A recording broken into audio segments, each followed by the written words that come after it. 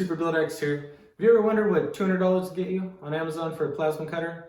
Well, I have an answer to that. You'll get this right here. This is a Lotos LT3500 35 amp plasma cutter. We're gonna do a full in-depth review. I'm gonna tell you my opinions and if I think it's worth the money or if you should get a little bit better version. So with that, let's get started. All right, YouTube. So one of the reasons I picked this over the other competitors out there, the other brands, was because of the reviews it has. It has a 4.5 star review, which is pretty decent on Amazon. For the price, I couldn't find anything comparable to it. So that's one of the main reasons I chose to go with this. So some of the things I like about it are the torch head.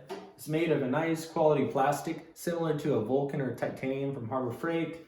I've dropped this multiple times and I've never had any issues with it. I've used this plasma cutter itself about 20 times, so I have a pretty good feel for how it works, the consumable life expectancy you can get out of it, and the overall usage. So we have the clamp over here. This is a nice clamp. It's a, there could be a better clamp, but for what I'm doing and for the average hobbyist or is working with, this is gonna be fine enough. The torch head cable, I'll say one thing, it's pretty long.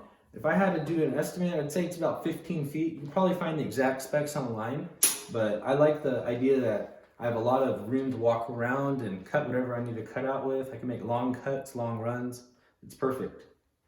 So as far as consumables go on this, it's just like any other plasma cutter. You take it off and you have your consumables. They last a decent amount of time. One thing I will say about this is a touch arc start. So it's not like the non-touch where you could put it above the piece of metal. If this was a piece of metal, you would just start it above it. This one you actually have to touch it, press the button, get it going, and you can lift up a little bit and still make your cut. But that's something you're gonna find in a little bit more expensive plasma cutters, is the ability to not have to touch the metal. But for me and what I'm doing, and I think the most common hobbyist or beginner welder, this is gonna be perfect for you. Okay, I'll go ahead and start with the what we got going on in the front here. We have a current knob.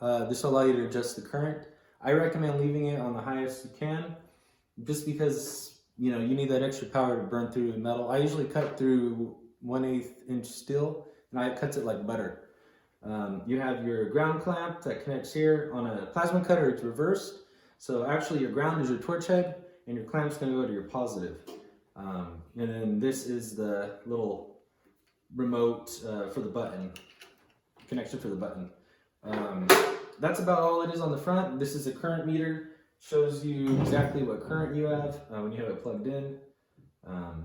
Has a temp monitor on it just to warn you if it's overheating, and it will power down if it gets too hot. Other than that, that's all there is for the front of it. All right, onto the back side here. So we have an Npt Quick Connector. This is for your air compressor. It's where you just plug your air compressor hose into. One thing I'll say about this is, if you notice, I don't know if you can see it on camera or not, but it's kind of flimsy. So when I have the compressor on and it's built up that pressure and I plug it in, it's a little harder to get in there. Sometimes it kind of bends it, which kind of scares me a little bit, but what I've been doing is just leaving it connected, or I'll put it on first before I turn the compressor on. If you're really desperate, you can just plug it in at the full compressor, all the pressure in there. You want to leave this regulator knob right here. There's a little gauge on the side. You want to have it set to about 70 psi, and I believe that's what I read in the user manual. That's the recommendation. It helps with cutting. It helps not to blow out the valves side of the regulator.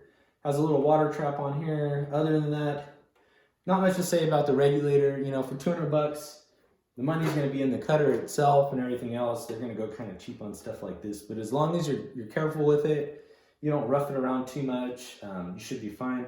Has an on and off switch, and once again, only runs off 120 volts, 110, so you'll be able to use it anywhere you want. One thing you might want to do is make sure your circuit breakers have the right amperage, lest you'll be switching them back on and off every 5 seconds. Other than that, I think it's a great price for what you get, and if you're just getting into plasma cutting, I'd recommend it. You won't be upset. Please like and subscribe to this video. I'm trying to get my YouTube channel going. I'd really appreciate it. Super Build X, signing out.